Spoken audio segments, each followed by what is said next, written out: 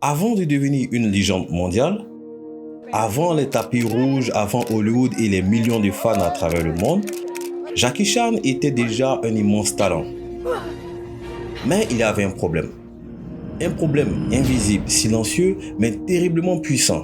Il ne parlait pas anglais. Did you get your break though into actually starring in films? For sure. How were you first asked to become an actor after being a choreographer and a stuntman? À une époque où Hollywood contrôlait le cinéma mondial, ne pas parler l'anglais n'était pas qu'un simple détail.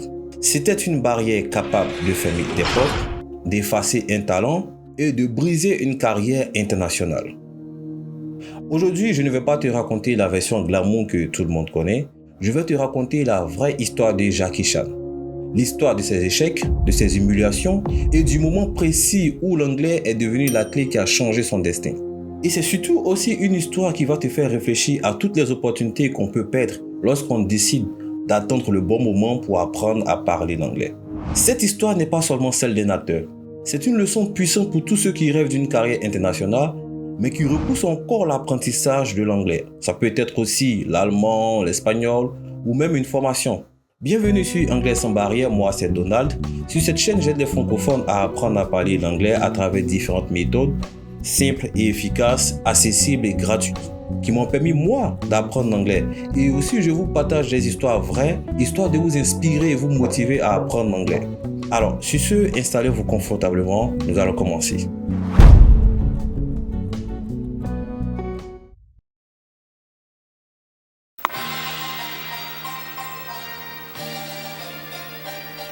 Jackie Chan naît à Hong Kong, dans une famille très modeste, loin des projecteurs et des rêves hollywoodiens. Because we were so poor, when my parents cannot pay the money So for the hospital. She just held you in. He want to sell it to the British doctor for 250. They were going to sell you the baby. Yeah. And as soon as my father went to sell him, somehow my friends said, no, you're the only child, and you keep it. But my father was lucky to keep me. He was lucky. Yes. Très jeune, il est envoyé dans une école d'opéra chinois. Un lieu reconnu pour son excellence, mais aussi pour sa difficulté. Ce n'est pas une école ordinaire. C'est un endroit où on apprend à tomber, à retomber, à recommencer encore et encore. Là-bas, on ne plaisante pas avec la discipline. Les décisions ne se discutent pas. On ne gronde pas, on ne fait pas la grosse tête. Et les punitions sont très physiques. Les journées d'exercice sont très longues, voire même interminables. Et ça, c'était le quotidien. C'est là-bas que Jackie apprend les arts martiaux. L'acrobatie, la précision du mouvement et surtout, une chose essentielle, la persévérance. Avec les années, il devient cascadeur puis acteur. À Hong Kong et en Asie, il est reconnu par son talent. Il commence à se faire un nom, à remplir des salles et à exister dans son univers. Mais pendant qu'il réussit en Asie, un mur invisible se dresse devant lui. Un mur que beaucoup ne voient pas, mais qui décide de tout. À cette époque, le cinéma asiatique est puissant localement. Mais la diffusion mondiale est contrôlée par Hollywood. Et Hollywood parle une seule langue, l'anglais. Jackie Chan, lui, il ne comprend pas anglais. Pas une phrase, pas de conversation, pas même la compréhension d'un scénario. Résultat, il est une star en Asie, mais pour le reste du monde, il n'existe pas encore.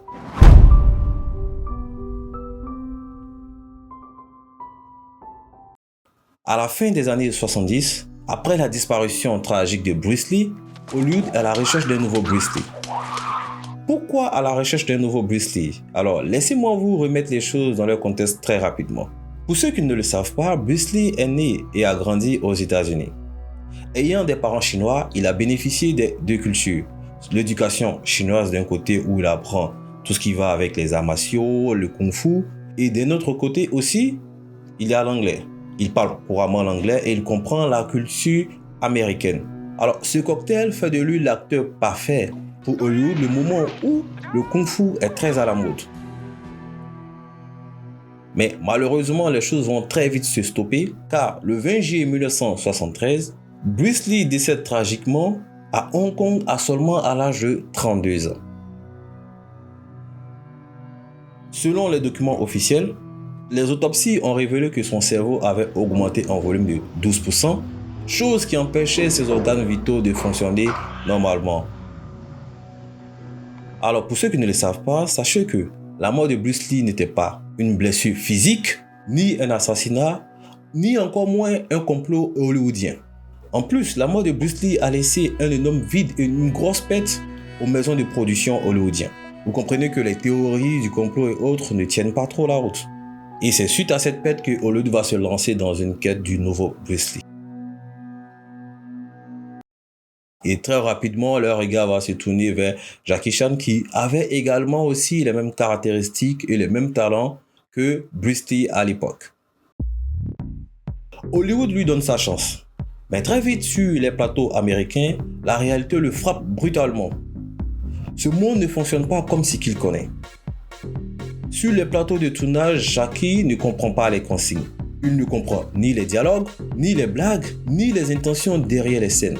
Lors des interviews, il sourit, sans réellement comprendre les questions qu'on lui pose. And how?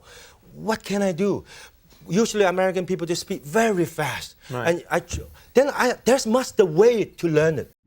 Et pour jouer dans les films, il apprend les répliques phonétiquement, c'est-à-dire ne comprend pas ce qu'il dit, il apprenait juste les tests par cœur pour essayer de s'en sortir.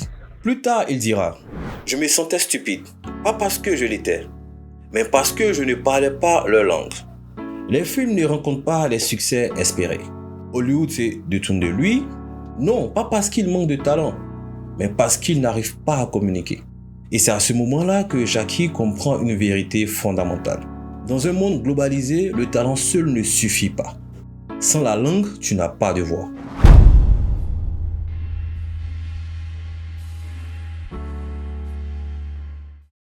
Après ses échecs à Hollywood, Jackie Chan retourne à Hong Kong. Là-bas, il retrouve le succès. Ses films cartonnent, le public l'aime, tout semble aller bien. Mais intérieurement, quelque chose a changé. Jackie n'est plus le même. Il a vu ce que Hollywood représentait. Il a compris ce qu'il avait raté. Et surtout, il a compris ce qu'il avait bloqué. Ce n'était ni le talent, ni le travail, ni la discipline. C'était la langue. Jackie se fait alors une promesse claire et irréversible. Si je retourne à Hollywood sans parler anglais, je serai toujours réduit. Réduit à un rôle secondaire, réduit au silence. C'est précisément après ces échecs qu'il prend une décision difficile mais décisive. Il n'apprend pas l'anglais pour faire joli, pour frimer, pour se faire voir. Il ne apprend pas l'anglais non plus pour l'école. Mais il décide d'apprendre l'anglais pour ne plus jamais être effacé.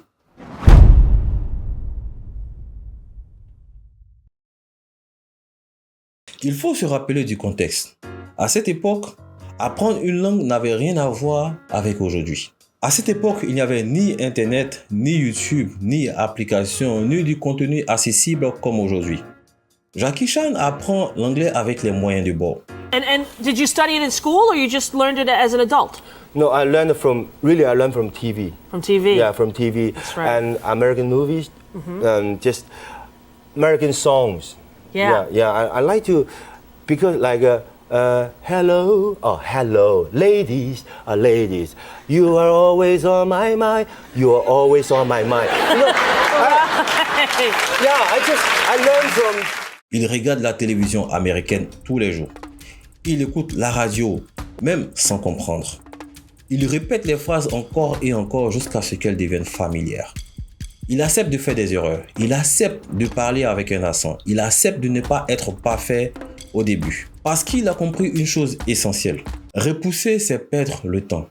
Et le temps dans une carrière, ce sont des opportunités qui ne reviennent pas.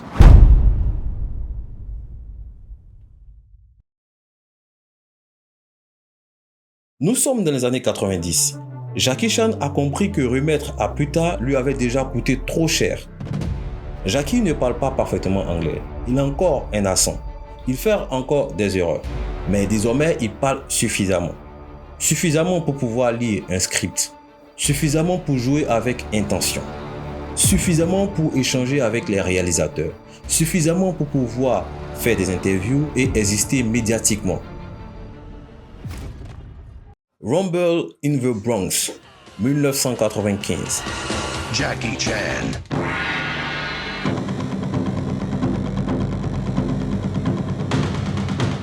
Pour la première fois, le public américain découvre Jackie Chan tel qu'il est vraiment.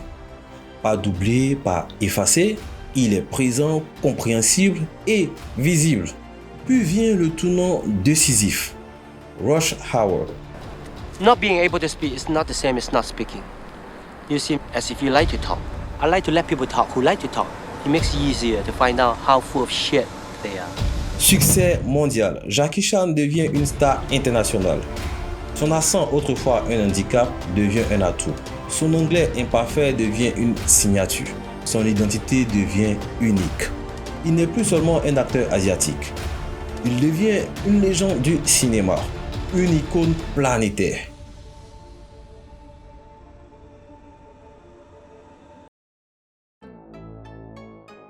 Jackie Chan n'était pas né anglophone. Il n'était pas privilégié. For sure. Il n'était pas non plus préparé à une carrière internationale. For sure. Il n'a pas appris l'anglais par confort, il l'a fait par nécessité. Parce qu'il avait compris une chose essentielle. Les opportunités n'attendent pas que tu sois prêt. C'est toi qui dois être prêt quand elles arrivent.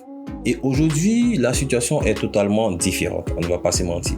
Tu as Internet, les réseaux sociaux, YouTube, du contenu gratuit, les applications, tout ce qui est accessible à votre portée. Et il y a moi aussi également qui suis là. Oui, il faut le dire, je suis là aussi. Et pourtant, beaucoup attendent encore. Plus tard, je vais le faire. Ah non, je suis un peu fatigué. Bon, je vais aller peut-être dans un pays anglophone pour pouvoir faire un cours intensif le moment venu. Voilà. Toutes sortes d'excuses encore et encore en point fini. Mais l'histoire de Jackie Chan nous rappelle une vérité brutale. Attendre l'opportunité pour apprendre, c'est la meilleure façon de la rater. Si Jackie Chan a pu apprendre l'anglais sans Internet, sans application, sans confort, et transformer cette langue en une clé de carrière mondiale, imagine ce que toi tu peux faire aujourd'hui. Alors, commence aujourd'hui, même imparfaitement, même lentement. L'anglais ne change pas seulement ta façon de parler, l'anglais peut aussi changer la taille de tes rêves. Alors, c'est tout pour aujourd'hui. Si tu as aimé cette histoire, tu l'as trouvée motivante et tu penses qu'elle a un impact ou elle a eu un impact sur toi, n'hésite pas à nous le faire savoir en commentaire. Et sur ce, on se dit à très bientôt pour une nouvelle vidéo inspirante et motivante.